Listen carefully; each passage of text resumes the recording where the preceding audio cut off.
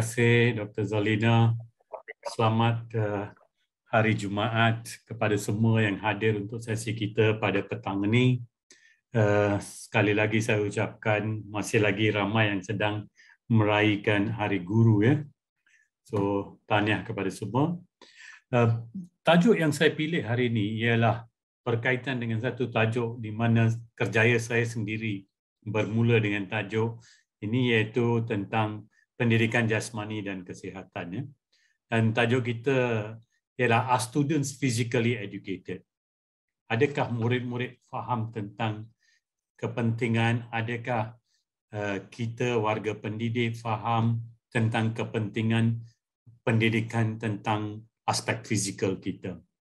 Dan untuk ini kita sentiasa menghadapi banyak isu, banyak cabaran. Kadang-kadang kita tahu bahawa di sekolah susah juga ya. Ada sekolah yang tak ada padang dan ada sekolah yang ada murid yang ramai, kawasan yang kecil, dan tapi pada masa yang sama kita nak mengutamakan pendidikan jasmani dan kesihatan dan juga sukan, program sukan sememangnya adalah lanjutan daripada apa yang kita terima dalam mata pelajaran pendidikan jasmani. Kalau di negara macam umpamanya Canada, mereka ada QDPE, Quality Daily Physical Education. Artinya setiap hari, setiap kelas di setengah provins ada pendidikan jasmani setiap hari. Mereka mengutamakan physical activity. So, saya banyak menghabiskan masa saya dalam sukan, iaitu dalam bidang pendidikan jasmani ya. Dan kajian saya untuk PhD pun adalah berkaitan dengan kesihatan dan kecergasan kanak-kanak. Dan kalau anda lihat gambar, tak tahulah beribu-ribu ujian lemak saya lakukan untuk hampir 3 tahun ya. Dan juga ujian makmal, macam-macam ujian dilakukan untuk menilai kesihatan dan kecergasan kanak-kanak. Pada masa sekarang ya, setelah saya meneliti data, didapati bahawa semasa pandemik kadar peratus obesiti dalam kalangan kanak-kanak berumur daripada 2 hingga 19 tahun meningkat ke 22.4%. Walhal pada tahun 2019 kadarnya adalah 19.3%. So sudah pastinya pada tahun 2022 melebihi 22% kemungkinan besar. Dan mengapa ini adalah satu angka yang patut kita teliti? Kerana bila kadar obesiti tinggi, dia ada kaitan, ada korelasi dengan banyak penyakit atau permulaan penyakit.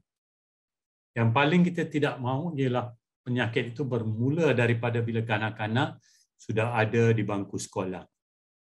Dan mungkin kita tidak tahu bahawa sumbatan saluran darah, aterosklerosis, boleh bermula daripada peringkat kanak-kanak.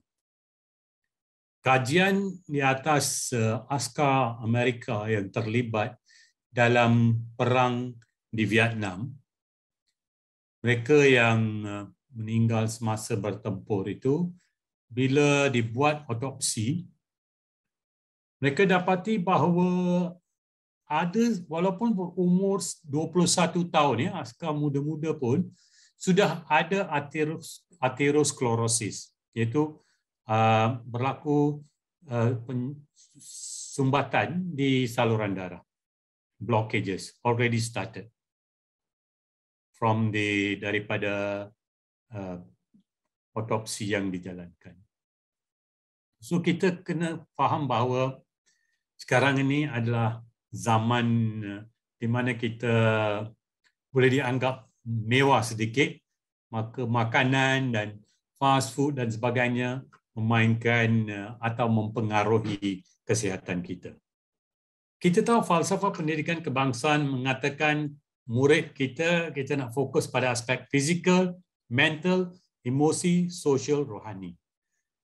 Itu adalah holistic education. Kita tidak boleh abaikan. Kita ada pelajar yang cemerlang, yang hebat dan sebagainya, tapi kalau dari segi kesihatan dan fizikal mereka ada kekurangan, maka itu tidak mencerminkan sistem pendidikan yang holistik.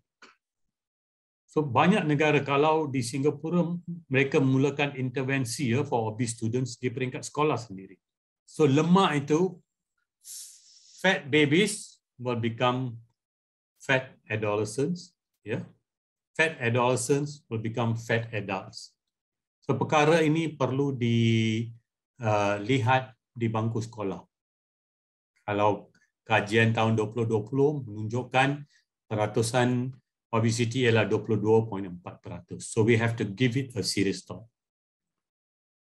Kalau pelajar tinggal dekat bangunan apartmen dan sebagainya, tingkat 13, kadang-kadang tak ada peluang untuk aktiviti fizikal. Berbeza daripada zaman 60-an dan 70-an di mana kanak-kanak berada lebih lama di luar rumah daripada dalam rumah. Zaman sekarang, murid atau kanak-kanak berada dalam rumah, banyak dalam rumah daripada di luar rumah. Termasuk tarikan gadget dan sebagainya. So, bila itu berlaku, maka aktiviti fizikal dalam kanak-kanak sudah kurang. Mereka sedang mengikuti kehidupan sedentary. Maka, apa jua aktiviti fizikal yang setengah murid dapat ialah semasa mereka berada di sekolah. Dan kalau masa di sekolah tu tak ada PJ untuk apa jua sebab ke, maka tak adalah aktiviti fizikal untuk murid itu kemungkinan besar. So, kita kena harus beri perhatian, tidak ada pun satu mata pelajaran yang lebih penting daripada yang lain. Maupun sejarah, matematik, sains, bahasa Melayu, bahasa Inggeris dan sebagainya. Setiap mata pelajaran ada meritnya sendiri.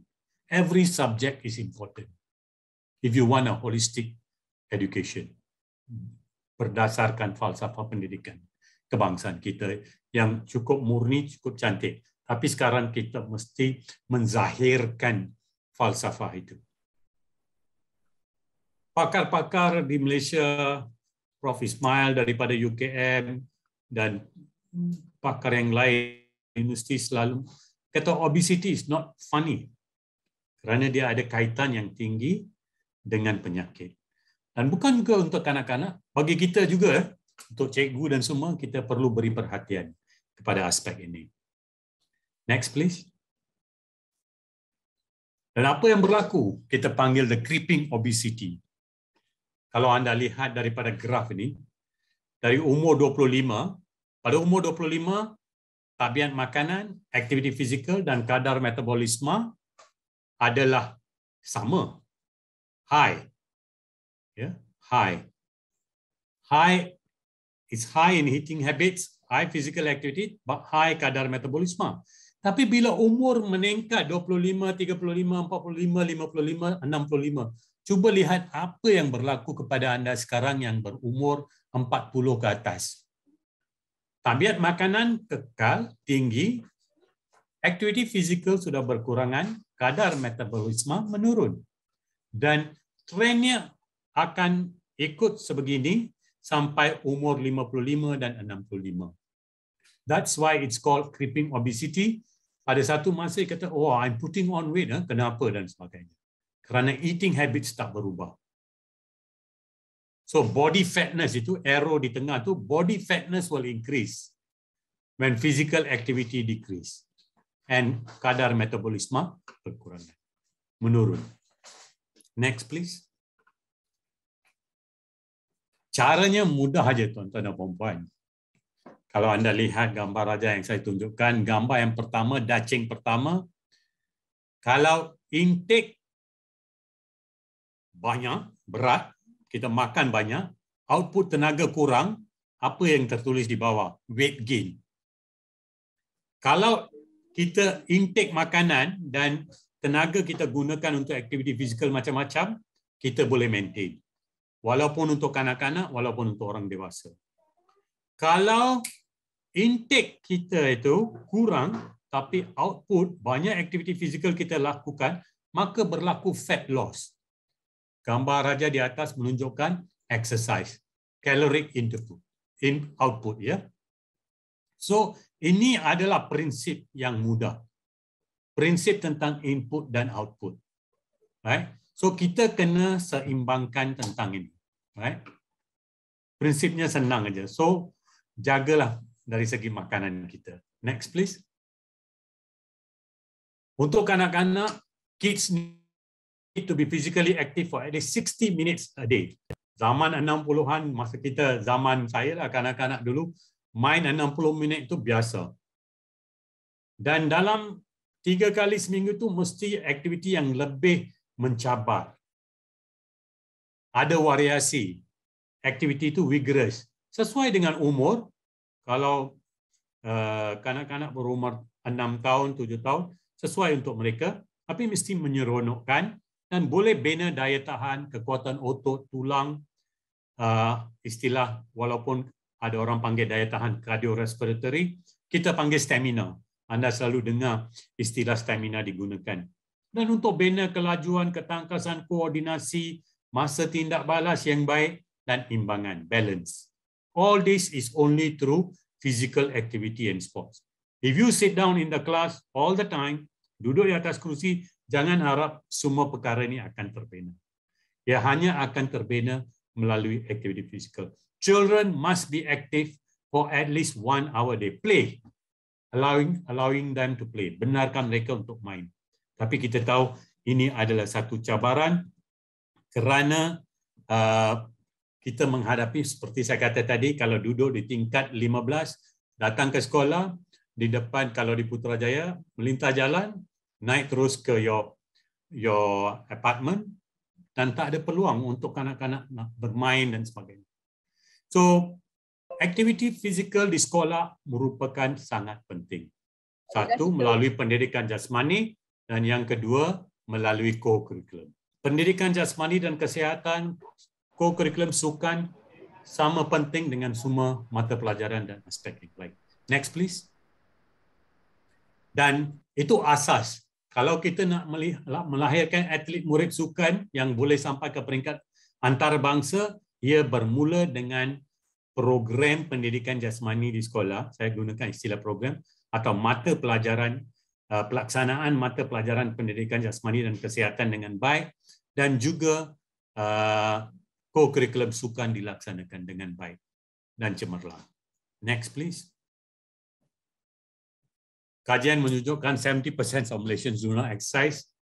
School kids memang bawa beg yang berat.